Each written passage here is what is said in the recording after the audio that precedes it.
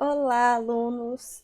Bom, estamos aqui para a nossa aula 2. Depois da nossa aula de apresentação do curso, apresentei para vocês como vai funcionar o nosso curso, quais são os nossos e-books que estão gratuitos para vocês poderem baixar. Apresentei o plano de acompanhamento pedagógico que nós vamos oferecer, eu e o professor Valdir.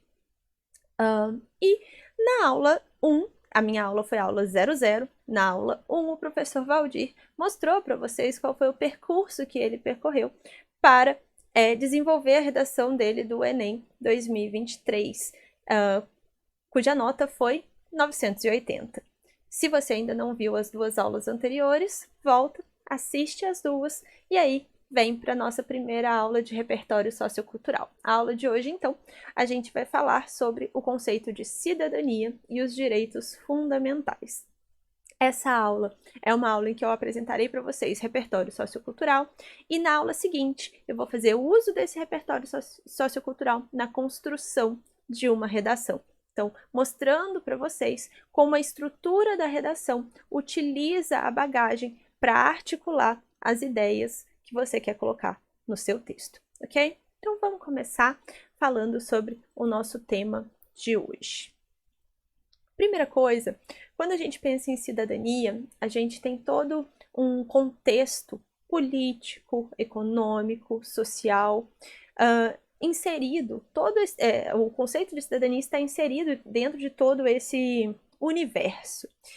E nós temos vários pensadores que já dialogaram com questões relacionadas ao indivíduo e à sociedade em que ele está inserido, o Estado. Lá atrás, os iluministas já fizeram relação, né, entre o indivíduo e o Estado e o poder. Então, vários autores preconizam teorias relacionadas ao conceito de cidadania. No Brasil, nós temos a Constituição Federal de 1988, que está aqui, e que determina aí uma série de direitos e uma série também de deveres que nós devemos cumprir para desfrutar dos direitos garantidos, certo? Eu vou trazer três pensadores para vocês, como repertório sociocultural e uma referência literária, certo? E segunda coisa, antes da gente começar a discutir esses três autores, né, o Marshall, o Milton Santos e o Gilberto de Menstein, eu queria falar um pouquinho com vocês sobre a ideia de vocabulário. Por quê? Se a gente pensa em eixo temático, é muito importante que uma série de palavras despertem junto com o tema para gente. Se eu falo educação, tem várias palavras relacionadas ao universo da educação que vem na sua cabeça. Se eu falo saúde, é um outro grupo de palavras que vai surgir. Se eu falo meio ambiente, é outro grupo. Ou seja, é como se você tivesse uma nuvem de vocabulário associada a cada eixo temático. Se a gente está pensando aqui em cidadania, questões políticas, direitos, a gente precisa também de uma bagagem vocabular para o nosso texto. Então, sempre que olharmos para um eixo temático, para um assunto amplo, é muito importante que junto com a bagagem sociocultural venha também uma bagagem vocabular para você conseguir colocar em palavras as ideias que você quer dentro da sua redação, tá bom? Então, aí tem uma sugestão, né, uma série de palavras relacionadas ao tema cidadania, para que você não precise repetir palavra, para que você consiga se expressar com clareza, para que o seu texto tenha marca de autoria, né? Porque cada um tem um léxico composto por uma determinada quantidade de palavras, então cada um fala de um jeito, cada um escreve de um jeito, mesmo que as palavras muitas vezes possam ser as mesmas, como o indivíduo constrói a frase, a ordem sintática dos elementos, enfim, isso tudo demonstra estilística. Então você pode construir marca de autoria no seu texto através das escolhas vocabulares também, certo? Bom, feito isso, vamos falar do Thomas Marshall. Thomas Marshall é um sociólogo britânico que nasceu ali no finzinho do século XIX e elaborou aí a sua produção sociológica ao longo do século XX. E no trabalho dele chamado Cidadania e Classe Social, ele elabora um conceito de cidadania, né? Ele fala que... Vou ler com vocês o conceito e aí a gente traduz. Ele fala que cidadania é a condição do indivíduo que pertence a um grupo e desfruta de maneira igualitária com todas as pessoas desse grupo de direitos, assim como ele é submetido aos deveres juntamente com todo o grupo. Ou seja, dentro daquela sociedade, todos têm os direitos e todos têm os deveres, todos acessam os direitos e todos cumprem os deveres. Essa é a ideia de cidadania ideal. E ele fala que os direitos que são garantidos, né, nas legislações, esses direitos eles são adaptáveis aos contextos em que eles estão inseridos, e eles são conquistados ao longo dos períodos históricos. Se a gente observar, a liberdade, ela não foi sempre um direito garantido a todos os indivíduos. O direito ao voto não foi sempre um direito garantido a todos os grupos da sociedade. O direito de liberdade de expressão, enfim. Então, esses direitos vão mudando de acordo com a época, de acordo com as lutas que estão sendo travadas naquele período e de acordo com as demandas sociais que estão em vigor, certo? Além disso, o Marshall ele divide a ideia de direitos em 3 fases. Ele fala que, primeiramente, existem os direitos civis. O que são os direitos civis? O Marshall fala que os direitos civis são aqueles que estão associados à liberdade do indivíduo, a liberdade de culto, a liberdade de expressão, a liberdade de ir e vir. Esses seriam os direitos civis. Já os direitos políticos são aqueles que estão relacionados à participação política do indivíduo. Então, ele ter o direito ao voto, ele ter o direito de livre manifestação, ele ter o direito de opinar na estrutura política do contexto em que ele está inserido, votar e ser votado, enfim. E por último, ele apresenta os direitos sociais. Os direitos sociais são aqueles que estão relacionados à ideia de bem-estar. Então, o que eu preciso para a garantia do meu bem-estar? Saúde, educação, alimentação, moradia, saneamento. Então, todos esses elementos, eles garantem o bem-estar do indivíduo. O trabalho, para que ele consiga remuneração para manter uma vida digna. Porém, o Marshall fala que, de acordo com a classe social, o acesso a esses direitos sociais, ele é facilitado ou dificultado, ele é restrito ou acessível. Então, o que acontece? Dentro do campo dos direitos sociais é que se dá todo o debate sobre desigualdade. Por quê? Porque um direito ele existe, todos deveriam desfrutar dele de forma igualitária, mas não é isso que acontece, certo?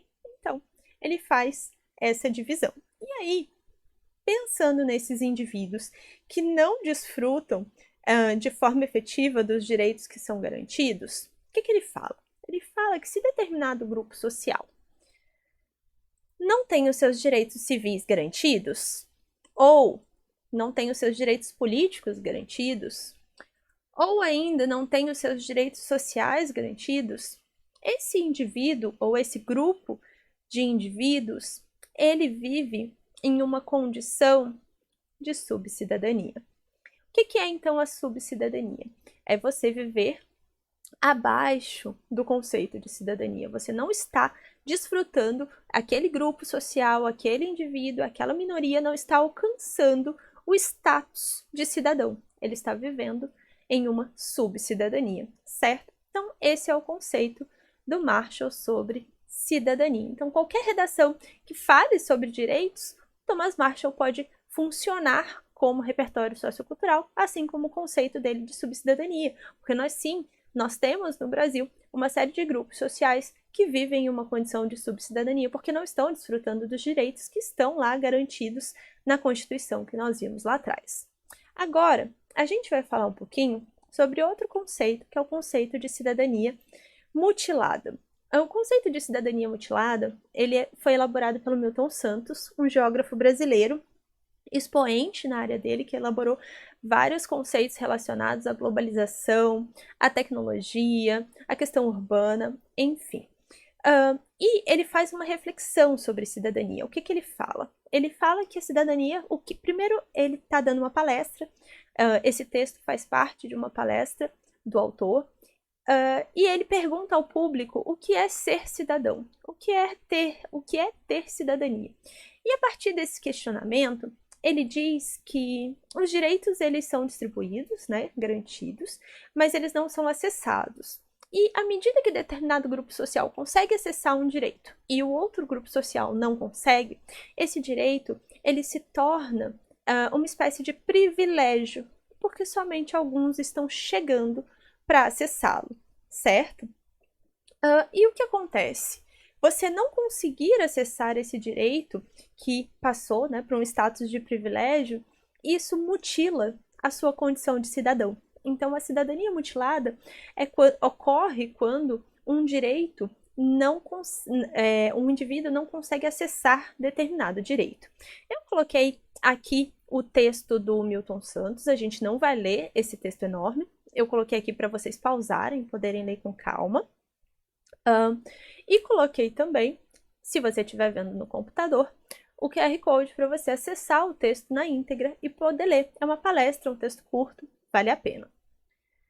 Além disso, agora a gente vai verificar em quais áreas que o Milton Santos fala que as cidadanias estão sendo mutiladas no Brasil.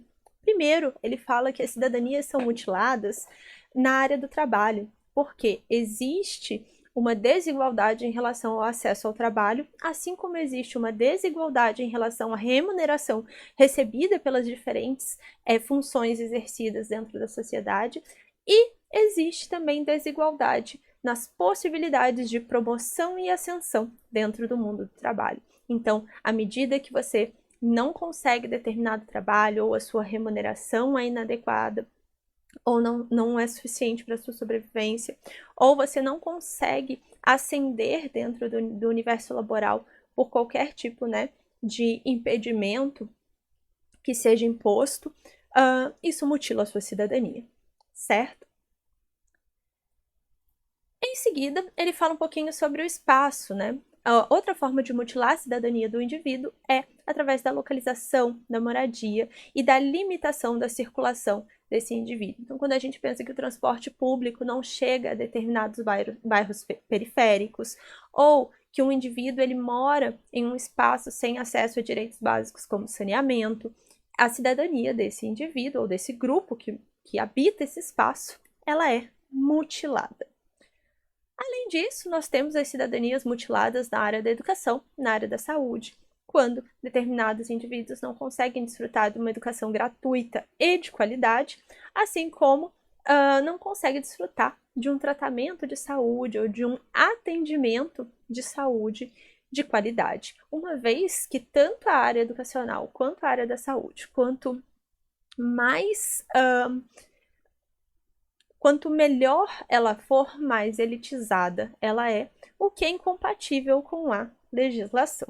Além disso, existe também a mutilação da cidadania no exercício da individualidade, de um indivíduo poder ser quem ele é, sem sofrer nenhum tipo de preconceito, poder andar em segurança e ter acesso a uma justiça igualitária que não seja enviesada por nenhum tipo de preconceito.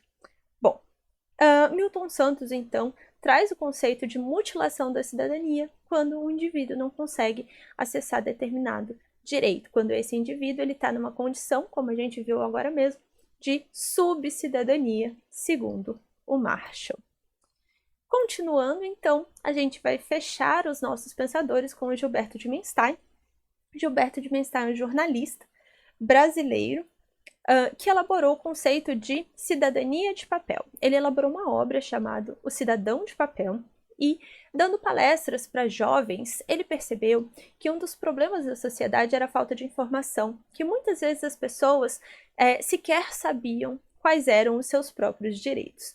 E aí, diante disso, ele nomeou essa cidadania de cidadania de papel. Por quê? Porque ela está lá, ela consta no papel, ela consta no documento, ela consta na teoria, mas na prática as pessoas não têm acesso a ela ou muitas vezes sequer sabem que essa garantia existe.